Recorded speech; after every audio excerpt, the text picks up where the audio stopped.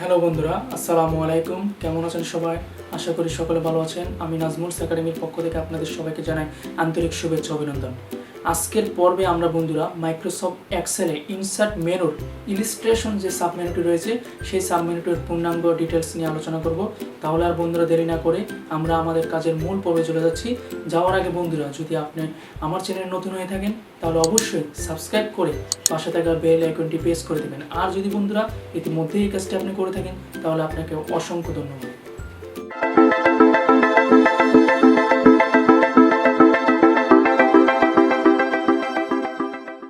Hello বন্ধুরা, আসসালামু আলাইকুম। আজকে আমরা বন্ধুরা মাইক্রোসফট এক্সেলে ইনসার্ট মেনুর বা ইলিস্ট্রেশন যে সাব মেনুটি রয়েছে সেই সাব মেনুর মধ্যে যে টুলসগুলো রয়েছে সেই টুলসগুলো নিয়ে বিস্তারিত আলোচনা করব। তাহলে বন্ধুরা আর দেরি না করে আমি কাজে চলে যাচ্ছি। তাহলে দেখেন বন্ধুরা, এখানে রয়েছে ইলিস্ট্রেশনের প্রথম অংশে রয়েছে পিকচার। তো পিকচার কীভাবে নিতে হবে এবং এক্সেলে কীভাবে পিকচার ব্যবহার করতে হয় সেই জিনিসগুলো নিয়েই আসলে মূলত আলোচনা করা। তো প্রথমত আমরা ইলিস্ট্রেশনে পিকচার নিয়ে আলোচনা করব। তো আমি একটি নতুন শিটে যাচ্ছি, নতুন শিটে চলে আসলাম। দেন আমি পিকচারে ক্লিক করতেছি। পিকচারে ক্লিক করে আমি ডেস্কটপে যাচ্ছি। ডেস্কটপে গিয়ে আমি আনটাইটেল যে রিমুভ পেজ রয়েছে সেটাতে আমি ক্লিক করলাম। তাহলে আমার দেখেন এখানে আমার নাজমুল একাডেমির লোগোটি চলে আসলো। এখন আমরা বন্ধুরা আমি চাইলে এটাকে ছোট বড় করতে পারি। আমি ছোট বড় করতে পারতেছি এবং আমি এখানে রাখতে পারতেছি। আপনি চাইলে আপনার মতো করে দিতে পারবেন। তা আমি চাইলে এখানে বসাতে পারতেছি পিকচারটাকে। তা আপনি চিন্তা করতেছেন যে পিকচারটা আপনি এখানে বসাবেন কিন্তু এই বাম পাশগুলোতে সেল বা খুব কম অংশ দেখা যাচ্ছে। সেই ক্ষেত্রে আপনি যদি খুব বাদ দিতে চান সেই ক্ষেত্রে আপনি ভিউতে যাবেন। ভিউতে গিয়ে আপনি গ্রিড লাইন্সটি তুলে দেবেন। তাহলে দেখেন বন্ধুরা এখন আর গ্রিড লাইন্স নাই, দেখা যাচ্ছে না। তা আপনি যদি এখানে চান আপনি এখানে এই কয়েকটাকে সিলেক্ট করে আপনি ইনসার্ট থেকে মার্জ ফিল করে নিতে পারেন। আপনি তারপর লিখতে পারেন এখানে হচ্ছে নেম। তারপর আপনি নেম দিলেন, নেমের পাশে নেমের জন্য আলাদা একটি গড নিয়ে এখানে নেমের নাম লিখে দিতে পারতেছেন। তার ফাদার্স নেম বা তার এভাবে করে আপনি গড় করে আপনি চাইলে আপনার নিজের পিকচার দিয়ে আপনি একটা ডাটা তৈরি করতে পারবেন। ডাটা তৈরি করে রাখতে পারেন। পিকচার আপনি ছোটো করে করতে পারবেন। পিকচার চাইলে আপনি ডিলিট করে দিতে পারবেন। পিকচার চাইলে আপনি ইনসার্ট করতে পারবেন। আবার চাইলে আপনি ফরম্যাট থেকে পিকচার এখানে কিছু স্টাইল রয়েছে, আপনি চাইলে পিকচার স্টাইলগুলো চেঞ্জ করে দিতে পারবেন। এখান থেকে পিকচারটিকে আপনি চাইলে ক্রপ করতে পারবেন, রোটেট করতে পারবেন অ্যাঙ্গেলে। আপনি চাইলে রোটের রাইট 90 ডিগ্রিতে অ্যাঙ্গেল করতে পারবেন, লেফটে করতে পারবেন, তারপর ভার্টিক্যালে করতে পারবেন, হরিজন্টালে করতে পারবেন। তারপর আপনি চাইলে এখান থেকে ক্রপ করে নিতে পারেন। হাইটের অংশ বাড়াইতে পারবেন, চাইলে হাইট কমাইতে পারবেন। আবার ওয়াইড রয়েছে, ওয়াইড বাড়াইতে পারবেন। আপনি দেখেন হাইট বেড়ে যাচ্ছে। আবার কমাতে চাইলে কমাইতে পারবেন। আবার এখানে আপনি চাইলে ওয়াইডটা বাড়াইতে পারবেন, আবার চাইলে ওয়াইডটা কমাইতে পারবেন। তাহলে বন্ধুরা এখানে একটি পিকচার কীভাবে নিতে হবে, পিকচার নেওয়ার পরে ফরম্যাট থেকে কীভাবে তার স্টাইল চেঞ্জ করতে হয়, তারপর হচ্ছে পিকচার চাইলে পিকচারে বর্ডার দিতে পারবেন। আপনি বর্ডারে বিভিন্ন কালার দিতে পারবেন, কালার রয়েছে এখানে। আপনি চাইলে বর্ডারের ওয়াইডটাকে আরও চিকন করে দিতে পারেন বা মোটা করে দিতে পারেন, এভাবে দিতে পারবেন। তারপরে এখানে পিকচারে এফেক্ট রয়েছে, আপনি চাইলে শেডো দিতে পারবেন। পিকচারের নিচে যে শেডোগুলো থাকে সেই শেডো আকারে পিকচারে বিভিন্ন শেডো আপনি ব্যবহার করতে পারবেন। চাইলে আপনি রিফ্লেকশনে যদি চান আপনি চাইলে রিফ্লেকশন ব্যবহার করতে পারেন। রিফ্লেকশন প্রতিচ্ছবি চলে আসলে পিকচারের নিচে। পিকচারের লেআউট আপনি চাইলে চেঞ্জ করতে পারেন, বিভিন্ন ডিজাইনের বা বিভিন্ন আকৃতির আপনি চাইলে পিকচার লেআউট চেঞ্জ করতে পারেন। আপনি চাইলে সেটিকে রোটেট করতে পারতেছেন। আপনি চাইলে অ্যালাইনমেন্ট ডানে বামে রাইট লেফট করতে পারবেন। আপনি চাইলে ক্রপ করতে পারবেন। আপনি চাইলে হাইট এবং ওয়েটও বাড়িয়ে নিতে পারবেন। আপনি চাইলে এবং কি পিকচারের কালারটিও আপনি এখান থেকে চেঞ্জ করতে পারেন। আপনি চাইলে পিকচারের কালারটি আপনি এটি দিতে চাইলে পিকচারের কালারটি এই কালারের হয়ে যাচ্ছে। তা আপনি যদি ব্যাকগ্রাউন্ডে রিমুভ করতে চান তাহলে ব্যাকগ্রাউন্ডে রিমুভে ক্লিক করলে আপনার ব্যাকগ্রাউন্ডটিও রিমুভ হয়ে যাচ্ছে। কিপ চেঞ্জ দিলে কিপ চেঞ্জ হয়ে যাচ্ছে। দেখেন বন্ধুরা ব্যাকগ্রাউন্ডটি চেঞ্জ হয়ে গেল। তাহলে এইভাবেই আসলে আমরা পিকচারের কাজটি খুব সুন্দরভাবে করতে পারি। আপনি যদি আপনার নিজের পিকচারটি এখানে বসে আপনি এখানে নাম লিখতে পারতেছেন, ফাদার্স নেম, মাদার্স নেম, বা আপনার নাম, আপনার ডেজিগনেশন, আপনার ইউনিভার্সিটি নেম বা আপনি আপনার কারিকুলামগুলো বা যে কোনো কিছু আপনি এখানে অ্যাড করে সুন্দরভাবে কাজ করে নিতে পারবেন পিকচার দিয়ে। তাহলে বন্ধুরা এটি গেলো পিকচার। তারপরে আসেন ইনসার্ট থেকে আরেকটি অপশন রয়েছে, এখানে হচ্ছে ক্লিপ আর্ট। তো পিকচারে আমরা যেভাবে কাজ করেছি ক্লিপ আর্টও বন্ধুরা সেম একই ধরনের কাজ। আমি ক্লিপ আর্টে যদি ক্লিক করি তাহলে ডান পাশে একটা ডায়লগ বক্স আসলো।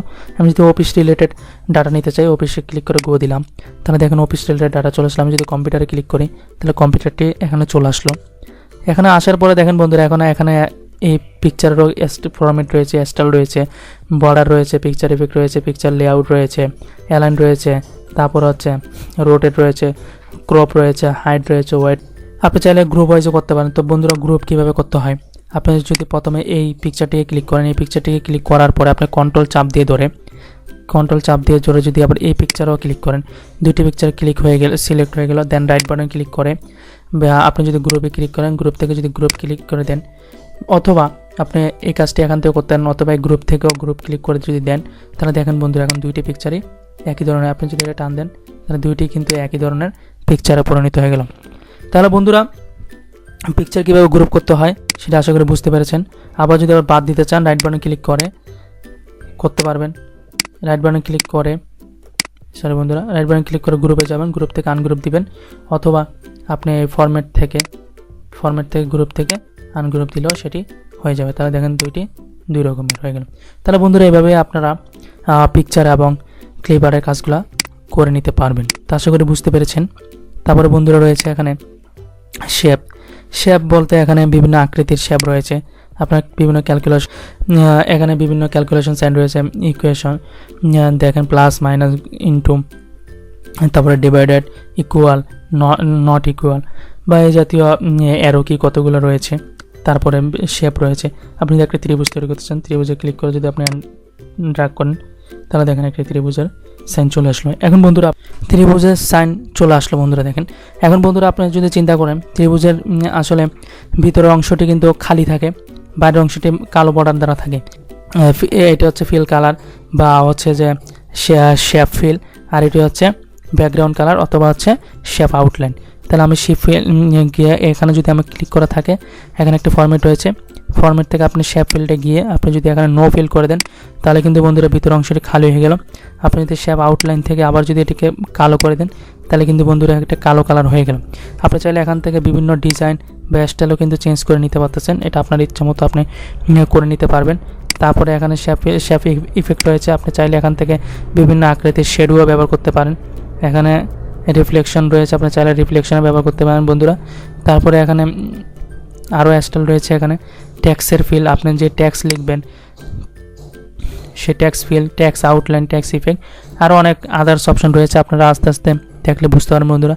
আপনি যদি এই আপনার যে এটি রয়েছে বা ত্রিভুজটি রয়েছে এটিতে যদি আপনি একটা পিকচার অ্যাড করতে চান তাহলে পিকচার আপনি ভিতরে অ্যাড করতে পারবেন। তাই এখন আপনাকে চিন্তা করতে হবে পিকচারটি আসলে কোথায় বসবে। পিকচারটি বসবে হচ্ছে মাঝখানে, তাহলে মাঝখানে অংশের নাম হচ্ছে শেপ ফিল। তাহলে আপনি শেপ ফিলটা যাবেন বন্ধুরা, শেপ ফিল থেকে আপনি পিকচারে যাবেন, পিকচার থেকে বন্ধুরা আপনি এখান থেকে যদি আপনার এই পিকচারটিকে সিলেক্ট করে যদি ইনসার্ট দিয়ে দেন তাহলে দেখেন বন্ধুরা এখানে এই পিকচারটি অ্যাড হয়ে গেল। তা আশা করি বন্ধুরা আপনি যদি এটি একটু বড় করে দেন তাহলে আর কিছু দেখতে সুন্দরভাবে বুঝতে পারবে। চলে আসলো। এখন যে আমি যদি এখানে একটা গোল নিতাম, গোল বৃত্ত আকারে নিতাম তাহলে আমার লোগোটি কিন্তু সুন্দরভাবে বোঝা যেত। তাহলে আমি যদি একটা গোল অংশ নিই শেপ থেকে, যে এখানে শেপ রয়েছে, আমি যদি এখান থেকে একটা গোল নিই, গোল নেওয়ার পর আমি শেপ ফিলটাকে যদি এখান থেকে শেপ ফিল থেকে নো ফিল করে দিই, নো ফিল করে আমি যদি শেপ আউটলাইন থেকে এটাকে কালো করে দিই এবং শেপ ফিল থেকে আমি যদি পিকচারে গিয়ে আমার এটিকে চিনাই দিই তাহলে দেখেন বন্ধুরা খুব সুন্দরভাবে কিন্তু আমার লোগোটি এখানে চলে আসলো। তা আশা করি বন্ধুরা শেপ কি, আর আপনি একটা শেপে যেভাবে কাজ করবেন এখানে একাধিক শেপ রয়েছে, সবগুলো শেপ কিন্তু সেম একই ধরনের একই ধরনের ভাবেই কাজ করে। তা আশা করি আপনারা বুঝতে পেরেছেন। এরপর রয়েছে বন্ধুরা স্মার্ট আর্টের জন্য আমি আরেকটি শিটে যাচ্ছি, নতুন একটি শিটে যাচ্ছি, তাহলে কাজটা একটু সুবিধা হবে করতে। তো স্মার্ট আর্ট হচ্ছে শেপের একটি বর্ধিত রূপ। শেপে যেভাবে কাজ করেছি স্মার্ট আর্টও সেম ওভাবে কাজ করব। স্মার্ট আর্ট মানে হচ্ছে একটা বর্ধিত অংশ বা আকর্ষণীয়ভাবে কাজ করা যায়। তো আমি স্মার্ট আর্টে যদি ক্লিক করি এখানে বিভিন্ন ধরনের স্মার্ট আর্ট রয়েছে। তো আমি যদি সাপোজ এটিতে ক্লিক করি বা এটিতে ক্লিক করে আপনি যে কোনোটি ক্লিক করতে পারবেন। তা আমি এখান থেকে সাইকেল যেটিও রয়েছে এটিতে ক্লিক করে এটিতে ক্লিক করলাম। তাহলে দেখেন বন্ধুরা এখানে ডাটাগুলো চলে আসলো। আপনি এখানে ট্যাক্স লেখার অনেক জায়গা রয়েছে, আপনি যদি 1 লিখেন এটাতে, আপনি চাইলে অন্য কিছু লিখতে পারবেন। আমি সাপোজ জাস্ট একটু বোঝার জন্য দিচ্ছি। আপনি চাইলে এখানে ফ্যামিলির কাজ করে থাকে, যেমন একটা স্কুল বা কলেজে প্রিন্সিপাল রয়েছে, ভাইস প্রিন্সিপাল রয়েছে, এইভাবে সিকোয়েন্স মেনটেন করে সিনিয়র টিচার জুনিয়র টিচার রয়েছে, এভাবে দিতে পারেন। তারপর ম্যানেজমেন্ট লেভেলটা অফিসিয়াল যদি আপনি চিন্তা করেন, ম্যানেজিং ডাইরেক্টর রয়েছে, তারপরে অ্যাসিস্ট্যান্ট ম্যানেজার রয়েছে, ম্যানেজিং ডাইরেক্টর রয়েছে, তারপর ম্যানেজার রয়েছে, অ্যাসিস্ট্যান্ট ম্যানেজার, ডেপুটি ম্যানেজার, তারপর হচ্ছে এক্সিকিউটিভ। এইভাবে আপনারা চাইলে ধাপে ধাপে সিকোয়েন্স অনুযায়ী কাজগুলো করতে পারবেন। তো এখানে আপনি যে কোনো কিছু লিখতে পারবেন। আপনি চাইলে এই শেপটাকে নাড়াচাড়াও করাতে পারবেন, এক জায়গা থেকে আরেক জায়গায় নাড়াচাড়া করে নিতে পারবেন। আবার চাইলে আপনি এই শেপটার ভিতর অংশটাকে আমরা বলে দিই শেপ ফিল, বাইরের অংশটার নাম হচ্ছে শেপ আউটলাইন। তা আমরা শেপ ফিল এবং শেপ আউটলাইন কীভাবে চেঞ্জ করতে হয় সেটা আমরা দেখছিলাম।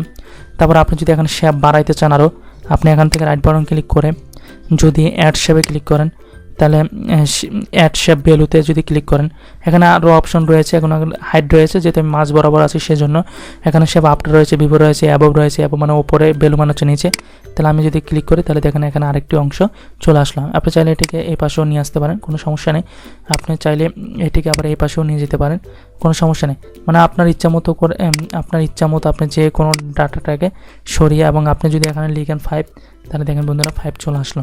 তাহলে এটি হচ্ছে এটা হচ্ছে শেপের মতোই, তবে শেপের একটু বর্ধিত রূপ হচ্ছে এটি। এখানে ফ্যামিলিয়ার কাজ করা হয়ে থাকে। তা আশা করি বন্ধুরা আপনারা বুঝতে পেরেছেন কিভাবে আসলে কাজ করতে হয় স্মার্টে। তারপরে বন্ধুরা রয়েছে হচ্ছে স্ক্রিনশট। তো বন্ধুরা স্ক্রিনশট ব্যাপারটি হচ্ছে, আমি যদি স্ক্রিনশট এখান থেকে ব্যবহার করি, তো স্ক্রিনশট থেকে আমরা সবসময় স্ক্রিন ক্লিপিং ব্যবহার করব।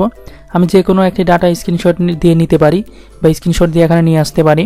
তো কিভাবে আসলে আমরা কাজটি করব সেটা যদি আমি দেখি, বা স্ক্রিনশট দিয়ে আমি সেভ করে আমার ডাটাটিকে আমি একটা ফাইল বা পিকচার আকারে ব্যবহার করতে পারি, তাহলে আমি স্ক্রিনশটে যাব, স্ক্রিন ক্লিপিং ব্যবহার করব। তাহলে বন্ধুরা দেখেন আমার এখানে স্ক্রিন ডেস্কটপ স্ক্রিনটি চলে আসলো বা মনিটরটি চলে আসলো। আমি এখান থেকে যে কোনো ডাটা অংশ আমি সিলেক্ট করে নিলাম। তাহলে দেখেন আমার বন্ধুরা এই ডাটাটি এখানে পিকচার আকারে চলে আসলো। আমি চাইলে এটিকে যে কোনো জায়গায় নাড়াচাড়া করাইতে পারি, চাইলে বড় ছোট করতে পারি, চাইলে যে কোনো জায়গায় স্থানান্তর করে আমি রাখতে পারি। তাহলে স্ক্রিনশট মানে হচ্ছে বন্ধুরা আমার পছন্দনীয় বা আমার যতটুকু অংশ দরকার, বা আমার কোনো একটি ক্লিপস দরকার, সেই ক্লিপসগুলোকে শর্টকাটে আমি চাইলে স্ক্রিনশটের মাধ্যমে নিয়ে নিতে পারি। তাহলে বন্ধুরা আমরা এভাবে স্ক্রিনশটের কাজটি করতে পারি। আশা করি বন্ধুরা ভিডিওটি আপনাদের ভালো লেগেছে। যদি ভিডিও সংক্রান্ত আপনাদের কোনো মতামত থাকে তাহলে আমাকে অবশ্যই কমেন্ট বক্সে কমেন্ট করে জানাবেন। আর যদি বন্ধুরা আপনি আমার চ্যানেল নতুন হয়ে থাকেন তাহলে অবশ্যই লাইক, কমেন্ট এবং শেয়ার করতে ভুলবেন না। তাহলে বন্ধুরা আজকে এতটুকু পর্যন্তই থাকবে। আল্লাহ হাফেজ, আসসালামু আলাইকুম।